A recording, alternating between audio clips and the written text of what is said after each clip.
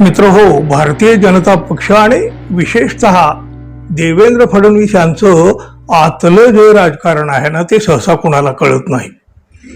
कहीं पे निगाहे कहीं पे निशाणा असं हे सगळं राजकारण असतं. म्हणजे बोलायचं काहीच नाही, पण करायचं काहीही सोडायचं नाही.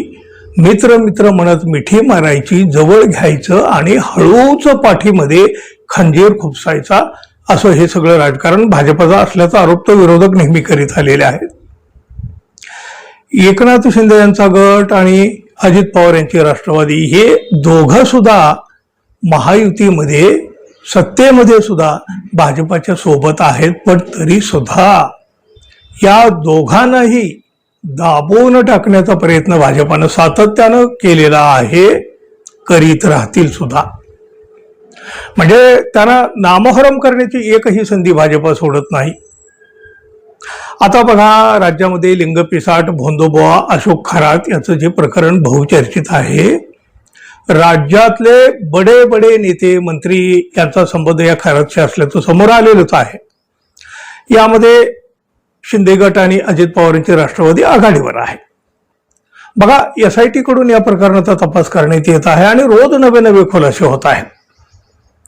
या प्रकरणाचे धागेदोरे एकनाथ शिंदे गट आणि अजित पवारांच्या राष्ट्रवादी यांच्यापर्यंत जात असल्यामुळं या प्रकरणाचा खोलवर तपास केला जातोय. अन्यथा हे प्रकरण केव्हा संपवून टाकलं असतं, असा एक मोठा आरोप झालेला आहे. अखिल भारतीय अंधश्रद्धा निर्मूलन समितीचे अध्यक्ष प्राध्यापक श्याम मानव यांनी हा अत्यंत खळबळजनक, धक्कादायक असा आरोप केलेला आहे. नाशिकच्या भोंदू अशोक खरात प्रकरणाशी एकनाथ शिंदे यांचं कनेक्शन असल्यामुळंच या प्रकरणाच्या सर्वार्थाने तपास सुरू झालेला आहे. खरात प्रकरण आज घरोघरी पोहोचले यासाठी आभार मानले पाहिजे ते एकनाथ शिंदे यांचं. कारण हा बाबा एकनाथ शिंदे यांचा बाबा नसता आणि अजित पवारांच्या गटातील रुपाली चाकणकर याची भक्त नसती तर कधीच हा बाबा उघड झाला नसता. कदाचित पहिलंच प्रकरण पोलिसांनी त्यांच्या पातळीवर दाबून टाकावं अशा सूचना मिळाल्या असत्या. पण एकनाथ शिंदे आणि राष्ट्रवादीला धडा शिकवायचा आहे म्हणून उत्तम प्रकारे प्रकरण हाताळण्याच्या सूचना पोलिसांना मिळाल्या, असा एक धक्कादायक आणि तेवढाच खळबळजनक आरोप या प्राध्यापक श्याम मानव यांनी केलेला आहे. एकनाथ शिंदे, रुपाली चाकणकर यांच्यासारख्या मित्रपक्षातल्या नेत्यांचा संबंध या भोंदू अशोक खरात याच्याशी असल्याचं समोर आल्यामुळं या प्रकरणाचा तपास करू देत आहेत.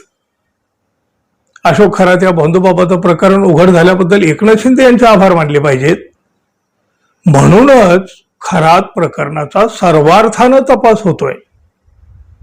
भोंदू अशोक खरातचे IPS महिला अधिकारी आणि अनेक असे अधिकारी त्याचे शिष्य आहेत. हा खरात विविध माध्यमातून एखाद्या व्यक्तीची ब्लॅक इन्कमची माहिती काढायचा, त्यानंतर स्वतःचे बनावट इन्कम टॅक्स अधिकारी तयार करायचा, त्यांच्या माध्यमातून धाडे टाकायचा, अशा प्रकारे या माध्यमातून पैसे उकळायचा. तेव्हा कुणी सुद्धा पोलीस अधिकाऱ्यांसह अगदी राजकीय पुढाऱ्यांनीही हस्तक्षेप केलेला नाही, याकडे सुद्धा श्याम मानव यांनी लक्ष वेधलेलं आहे. म्हणजेच त्यांच्या म्हणण्यानुसार जर बघायचं झालं तर एकनाथ शिंदे यांनी राष्ट्रवादीला गोथ्यात आणण्यासाठी अशोक खरात प्रकरणाचा तपास बारकाईनं केला जाऊ लागलेला आहे, सखोल केला जाऊ लागलेला आहे. बघा, गृह खातं तर फडणवीस यांच्याकडेच आहे. समजने वाले को इशारा काफी आहे.